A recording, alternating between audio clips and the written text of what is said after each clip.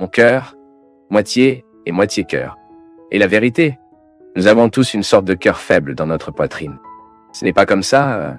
Dans tout le cœur humain, les deux réalités sont réconciliées, la faiblesse et la possibilité. Maintenant, tout dépend. Cette faiblesse et cette force dépendent de la partie que nous nourrissons. La musique demande, vous savez mon peuple, j'interprète toujours l'option pour Jésus comme étant une option pour ce qui est noble. Comme si vous aviez l'occasion de choisir les rêves que vous rêvez pour votre vie. Il y a des gens qui rêvent de rêves nobles, d'autres pas tellement. Tout dépend des choix que vous faites tout au long de votre vie. Tout dépend de ce que vous apprenez comme valeur. De ce que vous incorporez dans votre propre vie. Je ne doute pas que le choix pour Jésus, cela nous met du point de vue de rêver bruyamment.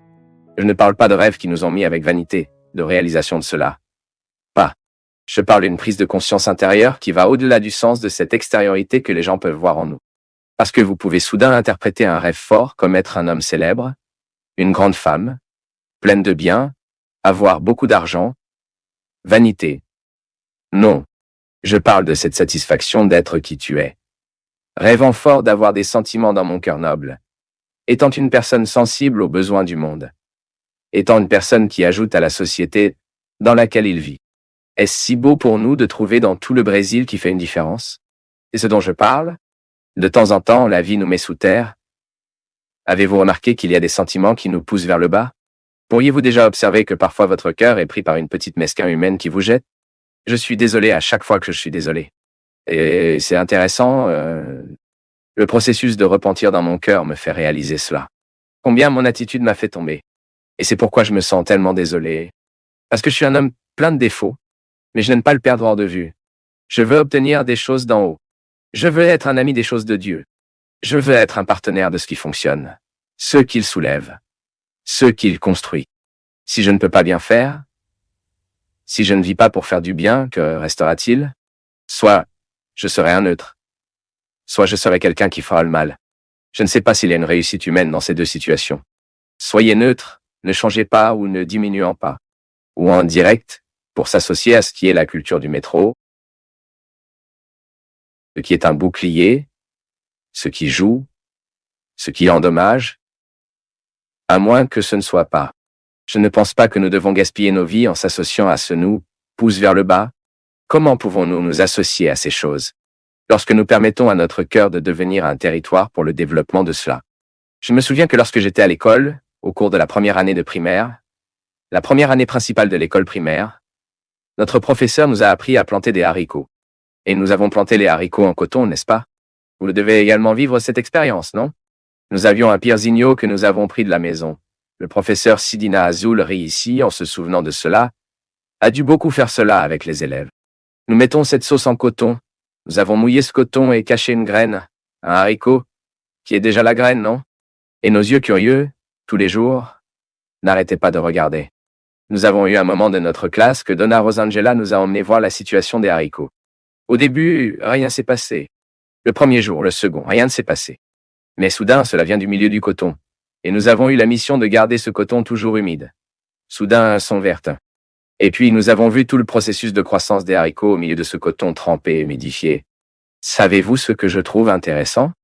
Dans ces petites leçons que la vie nous a données par le biais des écoles, dans ces petites leçons que nos yeux pouvaient voir parce que quelqu'un avait un jour la sensibilité pour nous montrer le processus de vie, nous constatons que tout cela nous voulons pousser, nous devons planter et cultiver.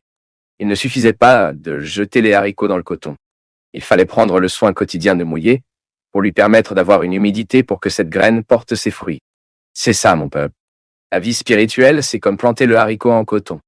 Les haricots, ça nous rappelle les protéines, la force, la vitalité, non? Vous devez avoir beaucoup écouté votre mère, non? Si vous ne mangez pas de riz avec des haricots, ce sera maigre le reste de votre vie. Et nous avions peur d'être maigres, non? Nous avions peur de devenir maigres, non? Ou non? Avez-vous peur d'être maigre? J'avais l'horreur parce que ma mère a parlé. Il ne mange pas sera maigre, il n'y aura pas de santé, il n'y aura personne, il n'y aura pas ça. Et elle avait raison. Nous avons besoin de la nourriture pour que nous grandissions. Mais il est intéressant de réaliser que pour que la nourriture nous fasse grandir, il doit aussi grandir. Et il a son processus. Nous avons regardé ce coton trempé, vu la graine née au milieu, et nous avons appris un peu à quoi ressemble la vie. Un événement simple. Aujourd'hui, en ce moment, Dans de nombreux endroits du monde, les graines se développent. Les graines sont fructueuses. Elles pourrissent sous la terre pour céder la place aux fruits qui atteindront ensuite notre table. C'est pourquoi j'ai un profond respect pour les agriculteurs, les hommes et les femmes qui cultivent la terre afin que nous avons la nourriture. Quand il arrive à la foire pour que nous puissions acheter, mon Dieu, combien de personnes devaient se réveiller tôt pendant des mois consécutifs, se lever. Beaucoup de gens ont pris soin que la vie nous soit venue. Que si nous n'avons pas non plus d'engagement, si nous n'avons pas non plus de culture, nous ne fleurissons pas. Et l'accomplissement humain dépend de cette floraison. L'être humain sera plus heureux et plus épanoui à mesure qu'il grandira. Ayant des racines solides, comme la sagesse nous enseigne, la même chose que la racine pousse, elle pousse vers l'intérieur. La même chose que la plante grandit, elle pousse. Tout comme cette racine de haricot fragile poussée à travers le coton afin qu'elle puisse vivre, c'est la même chose avec nous. Mon peuple. Nous devons grandir afin que nous puissions produire des fruits, afin que nous puissions vivre avec satisfaction, afin que nous puissions atteindre le sommet. La recherche de choses d'en haut est, tout d'abord, avant d'être une obligation, c'est une satisfaction. Cela me dérange beaucoup lorsque la religion est comprise, conçue comme un processus d'obligation. Non, c'est dans la compréhension que Dieu me fait du bien, qu'en acceptant la loi de Dieu dans mon cœur, bien plus que d'obéir à une règle, je favorise une croissance intérieure. L'autre jour, un de mes amis a joué avec moi au gymnase. Il n'est pas très religieux, mais ensuite, il est allé voir l'enregistrement de mon DVD là-bas à Sao Paulo. Il a été très touché par tout ce qui s'est passé là-bas. Et puis cette semaine, il m'a trouvé. Alors, votre programme est-il en direct? Puis il est revenu et a dit, comme ça, je pense que je deviens un peu cher. Alors c'est une personne que j'aime beaucoup, non? Je me retrouve toujours là. J'ai fait son mariage, j'ai présidé la célébration de son mariage. Un ami spécial, mais nous ne parlons jamais de religion. Nous parlons de la vie. Je ne parle jamais. Ne portons jamais avec lui en tant que prêtre. Il me rencontre au gymnase. Et nous sommes amis, nous parlons de beaucoup de choses. Je dis le mien, la vie, lui dit-il. Mais à ce moment-là, quand il a joué avec moi, je pense que je deviens un peu cher. J'ai réalisé que dans son cœur, il comprenait que la religion est il n'est pas obligé. Mais en comprenant la religion comme une beauté à vivre, il a automatiquement interprété l'être Carola. Parfois dans nos vies, nous avons beaucoup de mal à incorporer de la valeur, car nous considérons toujours la valeur en règle générale. La règle est très importante. La règle guide. Si ce n'était pas pour les règles, nous avons besoin du règle de la circulation, nous avons besoin des règles écrites chez les enfants, nous avons besoin des règles écrites dans les articles, celles qui régularisaient les relations humaines. Cela peut, ça ne peut pas. Mais l'être humain, il doit découvrir la valeur, l'esprit de la règle. Et c'est ce qui nous fait grandir, mon peuple. Lorsque nous incorporons cette valeur, lorsque nous nous identifions, si je veux être partenaire de la vie, je veux être un partenaire de ce qu'il construit. Tout comme le haricot est né et grandi pour que nos yeux puissent comprendre le sens et le processus de la vie, nous constatons également que notre cœur n'a pas le même besoin. Montez, cherchez ce qui est le plus élevé au monde, non pas pour une obligation, mais parce que vous le méritez. Je comprends ainsi, vous savez, le ministère sacerdotal est un ministère qui doit faciliter l'entrée des gens dans la résidence de Dieu. C'est comme un portier, de ne pas inhiber l'entrée, non. Pour le rendre plus facile, un portier qui accueille. Que parfois, il y a ce portier qui ne nous laisse pas entrer. Dans notre cas, non. Le prêtre, la sœur religieuse, tous ceux qui évangélisent en quelque sorte, notre mission est d'ouvrir les portes de la maison de Dieu et de vous inviter à entrer. Vous serez toujours les bienvenus. Dieu a beaucoup à vous offrir. Lorsque Dieu fait vraiment partie de votre vie, votre structure humaine, vous pouvez être sûr que vous grandissez beaucoup en tant que personne. Comment nous est-il facile de commencer à réaliser que nos vies sont de toute façon? Que vivons-nous dans une vie de toute façon?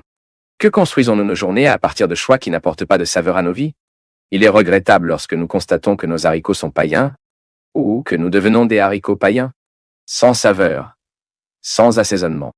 Et pour le moment, quelqu'un vient dans nos vies et nous prête un peu. Je ne sais pas s'il y a quelque chose qui peut nous soulager plus que le moment où nous nous sentons seuls, que quelqu'un nous regarde dans nos yeux, nous tient la main et dit « Je suis ici, je suis là, je suis ici » un mot. C'est une phrase qui a le pouvoir de soulager la solitude. Avez-vous observé cela? Quand vous étiez enfant et que vous vous sentiez dans le noir, seul et soudain vous, votre mère, votre père, quelqu'un a dit Quelqu'un qui était plus grand vous avait dit, « Ne vous inquiétez pas. Je suis ici. » Humain, amour de Dieu. Lorsque le Saint-Esprit nous prend en charge, nous sortons du processus d'inconscient. Lorsque nous commençons à être plus conscients de la vie, nous constatons qu'il existe une merveilleuse façon de vivre qui fait une différence dans la vie des autres. Ce qu'Eliana a dit, l'expérience de la signification de près, de la saveur de saveur à ceux qui n'ont pas. Vous mettez un peu de couleur dans la vie de ceux qui vivent en noir et blanc, que vous commencez à découvrir ce sens, la vie chrétienne, et que l'action de l'Esprit en nous est précisément pour façonner nos cœurs et la transformer pour mettre en nous une rare sensibilité. Eh mon peuple, de plus en plus je me convainc. Le monde est marqué par l'insensibilité. Les gens sont de plus en plus immergés dans leur petit monde petit, dans leurs besoins particuliers, et nous n'avons souvent pas la volonté de regarder le côté, de traverser la table. La personne est assise de l'autre côté, mais est loin de nous et des kilomètres, car nous avons établi des distances tout le temps. Nous ne vivons pas pour nous approcher, plusieurs fois. Une vie en dehors de Dieu, une vie loin de l'Esprit, est une vie qui provoque tout le temps, contrairement au processus de Dieu en nous, qui nous aide à faire des ponts. Vous savez très bien ce que cela signifie. Dormez à côté d'un homme et trouvez et réalisez qu'il y a des kilomètres et des kilomètres entre son cœur et le sien. Ou vous rencontrez les mêmes personnes tous les jours et vous vous rendez compte qu'ils ne sont pas là. Que vous ne les entendez pas, je suis ici pour tout ce dont vous avez besoin. Si j'ai besoin de tendre la main, si nécessaire, je suis de votre côté. Si j'ai besoin de me battre avec vous, nous n'entendons pas cela. Et que nous n'avons pas besoin de dire non. Bien qu'il soit parfois bon pour nous de nous rappeler que nous sommes de son côté. Pour donner un sens, prêter une saveur. Tout comme nous avons demandé aux voisins un peu de sel pour assaisonner notre nourriture. Un peu réel? Avez-vous remarqué combien de fois les gens nous prêtent la vérité? Lorsque vous vous rendez compte que cette personne est authentique et qui vous infecte. Waouh! À quel point c'est bon. Comment elle sait être vraie dans nos petites choses. La conversion est cela, mon peuple. La vie dans l'esprit est celle-ci. C'est nous de commencer à découvrir qu'il y a un ancien mode de vie qui n'en vaut plus la peine. La vérité est la manière la plus simple. Mais nous insistons pour rester dans des mensonges, dans les petites choses. Avez-vous observé? Là, à Minas, nous avons facilement menti. Je ne parle que de ma terre. Nous y allons, parfois je passerai 2 jours dans mon pays. Tous ceux qui me dépassent, bien sûr, mes amis, rentrent chez moi pour prendre un café. J'y vais. Mensonge. Je sais que je ne vais rien. Mais je dis, je le ferai. Nous sommes comme ça. Nous avons peur de blesser. Nous avons peur de dire la vérité. Si l'Argentine était en colère contre moi, disons que vous y allez. Ensuite, je lui dis qu'elle n'avait pas le temps. Les mensonges derrière Tess sont un Pinocchus pour prier pour nous. Il y a des gens que le patron est Pinocchio. Vous pouvez voir à quel point la paresse dans cette ancienne façon d'être n'est plus vraie.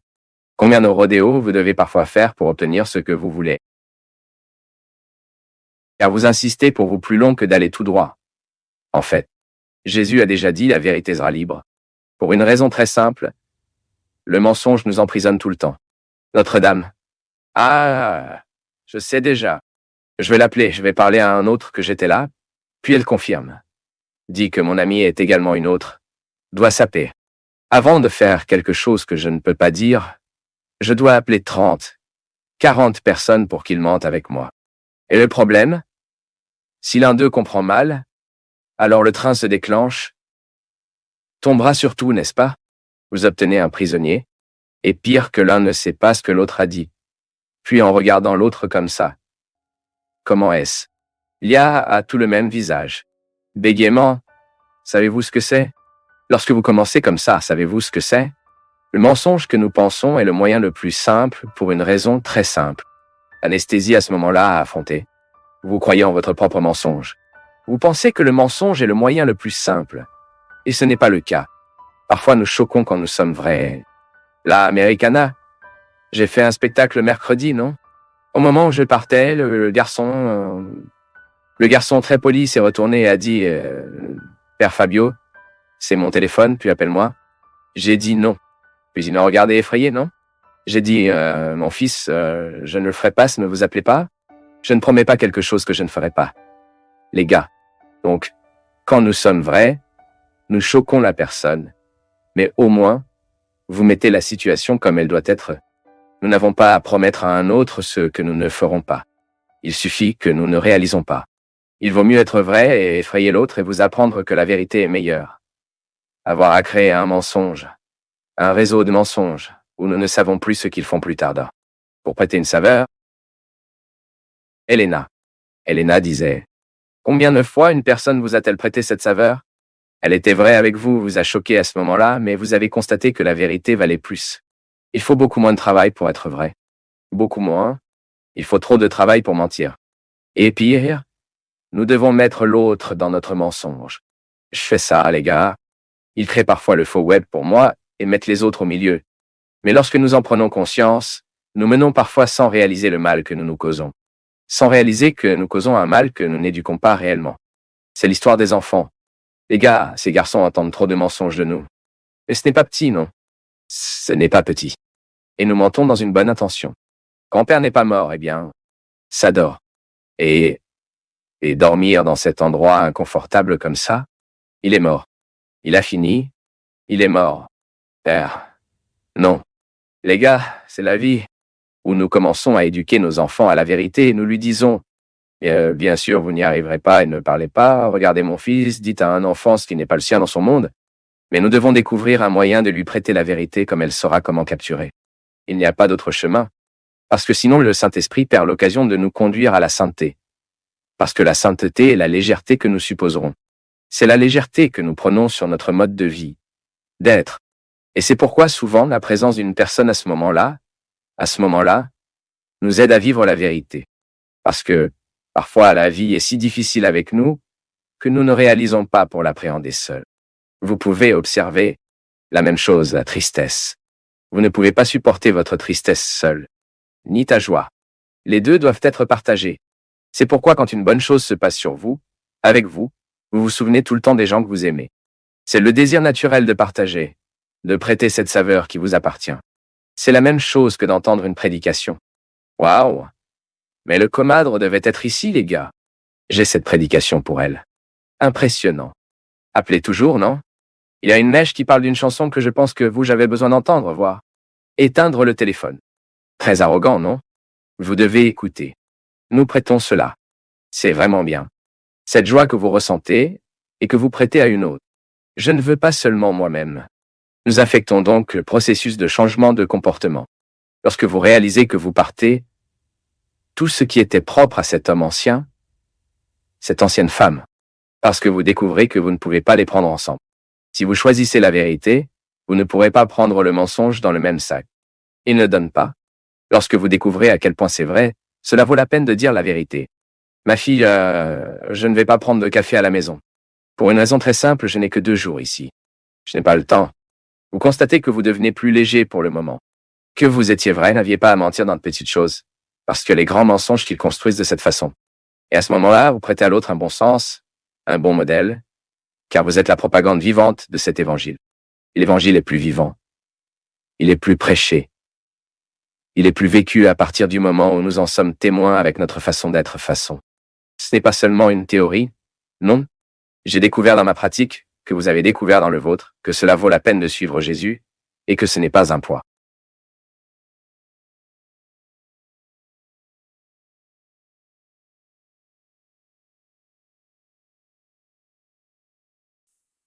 Dans un monde rempli de coupures, de vidéos courtes et de distractions, tu as choisi de rester ici et d'écouter jusqu'au bout.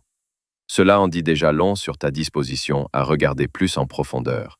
Indique ta ville en commentaire et, si tu veux, abonne-toi et partage cette vidéo avec quelqu'un qui n'a pas peur de réfléchir. Merci, une grande accolade et à très bientôt.